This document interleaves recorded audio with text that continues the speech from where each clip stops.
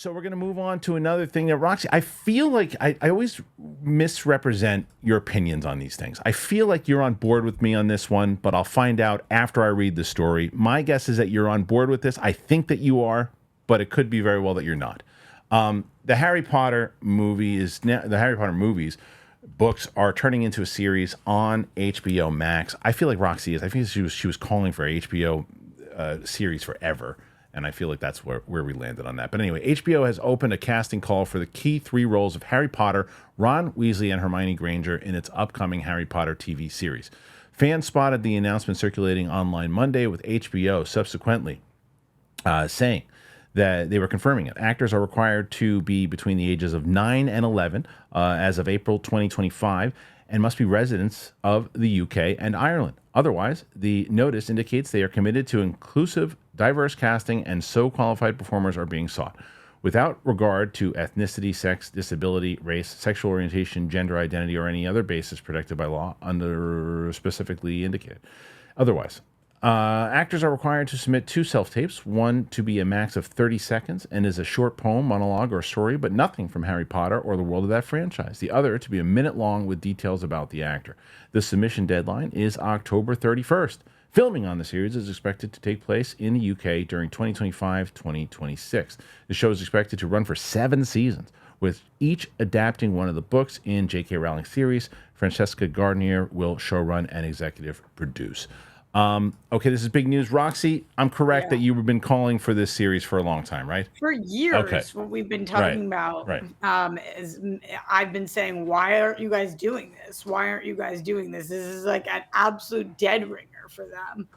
And just even from a money-making perspective, it's like this is clearly going to be such a W as long as they don't do what Rings of Power did, which is spend $1 billion on it. Mm-hmm. They're going to have to spend a good amount of money, but I think this is a no-brainer. My whole thing on this show seems to be the youth, Christian. Yep. The whole generation that now can come up with a Harry Potter show. And people who read the books know that they didn't include half the stuff in the movies. So doing a series will allow them to include some of the stuff that the book readers love as much as the stuff in the movies, as well as things that didn't make the movies. So I think that this is a no-brainer. What a cool thing to be the casting director of this. Yeah, well, cool and stressful at the same time, because the casting for the movies were so good, so revered. Right? People, it's going to be, obviously like anything else, going to be compared to Daniel Radcliffe and the whole crew that was cast before them. So you're always going to have the comparison of who was the better one, that's just inevitable. That's going to happen. But what you don't want to do is cast somebody and you're like, that's terrible, bad actor, bad actress, doesn't work, doesn't fit the role, and just you can't ever fit into it, because there's times where you can cast that. I'll use Katie Sackhoff as an example, right? The second when Katie Sackhoff was cast as Starbuck, everyone's like, oh, girl for Starbuck, that's not going to work. That's terrible. And then she was one of the most loved things on the show. So it does work, but you have to be careful in casting. This is, again, they didn't know how many seasons Battlestar was going to want. They know this thing's going for 7 seasons. I agree with you, Rox. One of the main things that's so important about this is that I remember reading the books and then watching the movies, thinking the movies were so good, going, they left out so much.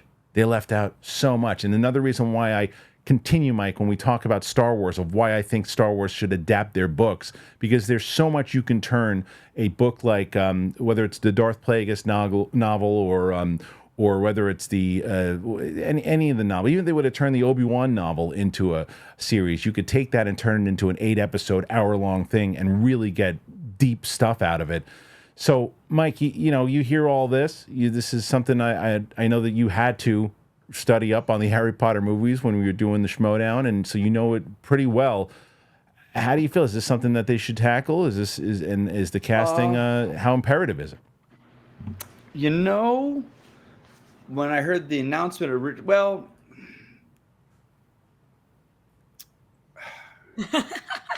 Miss Rowling is such a terrible person. She's tainted Harry Potter. It is this thing about inclusion, about this and that, and then the fact to see what she is and what she's this awful, awful person. I don't want this series to go forward. I don't want it. She's making hand over fist money on this thing. It's rewarding being an awful person. Yeah, but see, Daniel Radcliffe is beloved. Those three are Yeah. so beloved in those roles. And again, I didn't watch the Potter. I didn't read the books. I had to watch them for the series, for the Schmodown. And I saw the first film, and I was like, this just isn't for me. I'm generations beyond this. But I love that it got people. I remember the bookstores, the lines out the door for books for these kids and young people reading. And I was like, this is awesome. That these people are finding a love of reading. And those are people that are now adults and are in careers that are teaching and whatnot. So I think it was generational. But it's done. It had its thing. It was they're great films, with great filmmakers, great actors, like the cat. Like, it's like watching Rings of Power. I can't tell you one actor in Rings of Power. You don't. And again, I know they're not, those characters aren't there in the books or different characters, but like all those characters in the films, Lord of the Rings, they made such an impact on those characters and the world. But these are going to be, so Rings of Power is different because it's not the same actors. These are going to be the same characters. We've seen all these characters. Yeah. How do you beat Gary Oldman? How do you beat Alan Rickman? Well, there's always there's always ways. You're gonna beat. Yeah, I don't think there's always. Take it a race like? But wouldn't you wouldn't you have said the same thing about because you're a Batman guy, so when they cast Heath Ledger, fine, but when they cast Heath Ledger, you were like, that guy's going to be, over. I was not. I never liked that. No, but okay, right. So then I will always give the actor a chance. Okay, because well then you're making your own point right now. So but it's not. It's what do you mean? The Ledger, the Dark Knight is not. They were not remaking the '89 Batman. No, but they're doing a different. But they're not remaking. But they're not remaking it. They're taking. No. Let me finish. All right, go ahead. Go ahead. The Michael Keaton cool. Batman is a fantastical movie set in a fantastical world. Whereas the Dark Knight, they were doing a grounded. Like Nicholson's Joker would never work in Nolan's film. But the Potter films, it's the same story. You're setting in the same world. If they were going, we're going to take the Potter books and set it 200 years ago, but with the same story, then we're different. Or we're going to set it in the future world. Yeah, what about Percy Jackson? What about the Percy Jackson? What about the Percy Jackson? The Star is Born is a good one too. Percy Jackson. The Star is Born, the first. That's not some beloved classic that generations talk about. What it is, but what about Percy Jackson? Okay. No, not in the same way. Not in the same way, but it still is. But addressing there's a lot you said that needs to be addressed. The first is that I think that when it comes to remaking it, being able to explore it and tell more, streaming wasn't around during this time, to take these books, really evolve on it, and to see what can happen throughout it. Is something that is very intriguing. And if you're Warner Brothers, you want to expand on the IP. And that's to your previous point. We don't know what the deal is that they had with J.K. Rowling, that they could absolutely have like a licensing deal or something else that it could be from what they had, that they have privy to make whatever the hell they want, that she's already been paid out on this stuff through streaming so they can make TV shows and everything too. So you don't know that. What I feel is that also it's a matter of jobs, other things, opportunities for other people that. And I've been on the opposite side of this conversation with people that they don't agree with me, but I think that it opens up opportunities in the same way that people said that they weren't going to support The Flash when Ezra Miller was in it, and I said, well, then go and see it because of Michael Keaton. Go and see it because you want to see it. And so for me, it's like you're not just throwing down money on this. You already have HBO Max, and for me, I think that the world does mean a lot to a lot of different people. And I think that it's also a way for people that do feel slighted from J.K. Rowling, that they can make the stuff that she came and that she made about them and about feeling that they were included in that way and use it if they wanted to. So go ahead, Roxy, you were going to say. I think that, first of all, Mike, couldn't agree with you more. I think she's absolute trash. Talk about real trash, not the trash comments that were coming in. Those were good trash. This is bad trash. She's trash. But the lawsuit against her right now is giving me so much joy because finally, for the first time in a long time, she's just shut the fuck up, which is what we've all been waiting for. I think that this show is not going to make her any bigger at all. If I thought that and this is unfortunate because she might make money from it. I'm sure she will, but she's not the star of the show. So it's not like this is going to put her on people's television screens every day. I have an easier time separating the art from the artist when we don't have to effing look at them. It's why, like, it comes up on this show way too often, but like when Mel Gibson directs a movie versus when he stars in a movie, one of those I cannot watch. And the other one is like, I try not to, but it's not as distracting to me. Or when Motley Crue comes on, or when Michael Jackson comes on, or when certain people come on the radio and you're not looking at them, it's easier than when you have to do something like watch The Flash or watch American Beauty, or anything that we've seen that has somebody who's been like just absolutely canceled. I think that it's easier when it's the creator, and I don't think that this is going to make her star any bigger or give her a platform that she didn't already have. That's my hope, at least. Look at the game. Look at the game. The game Hogwarts Legacy, right? Is that the name of that game? That game crushed. It was one of the biggest. But it was also not the characters currently. It wasn't Potter. It wasn't Hermione. It's still her world. It is, but I'm just saying. Like, because I'm gonna Roxy. I'm gonna pull an Adam Gertler here. I'm gonna read the tea leaves. Yeah.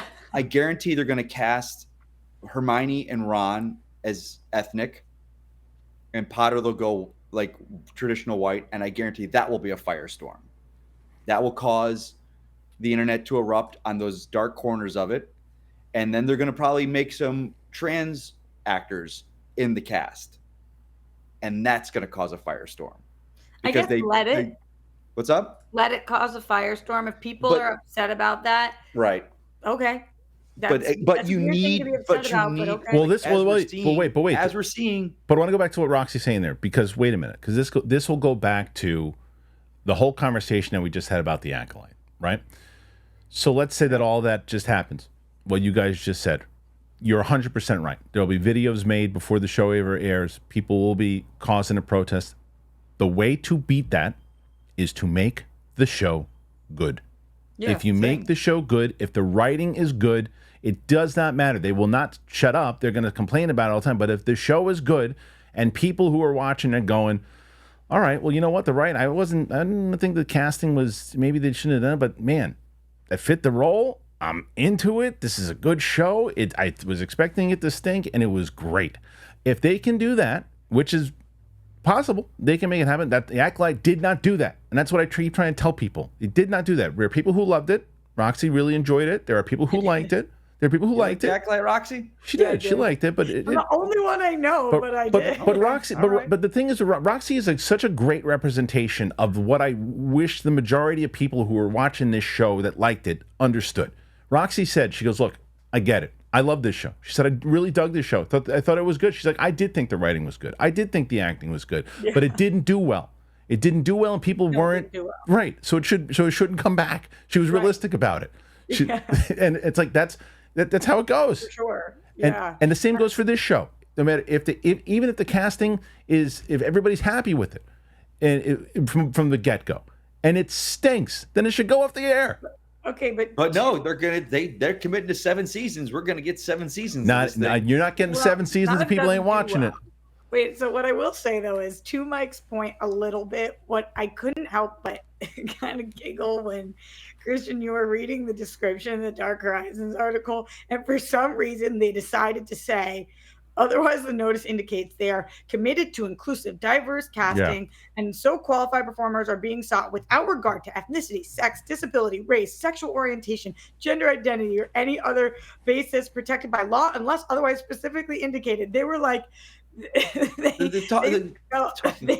have to, right? Felt like they had to specifically state that, which should be what it is for any role, right? Yeah, like but this is so in tune with what's going on. No, of course, but I'm just saying, whatever role we cast now, it should be best actor gets role. Best actor gets role. The actor best for that part gets role. But because these movies and these books have so much baggage because of JK, they immediately were like, don't worry, we're going to be as inclusive as possible. We're being inclusive. And I don't know that was necessary. Why I said something, because it was kind of like, you were like, wait, what are you saying? Why are you including all that? What is going on here? Why? Yeah. Well, that's fun. All right, that was a lot. Okay. That was a lot. So I'm asking you guys in the comment section. I'm seeing it in the live chat right now. Put your thoughts on all of that. Do you think that this show should happen? any of Mike's points, any of my points, any of Roxy's points, anything you agree with, disagree with, put it in the comment section. Let us know exactly what you think. All right, so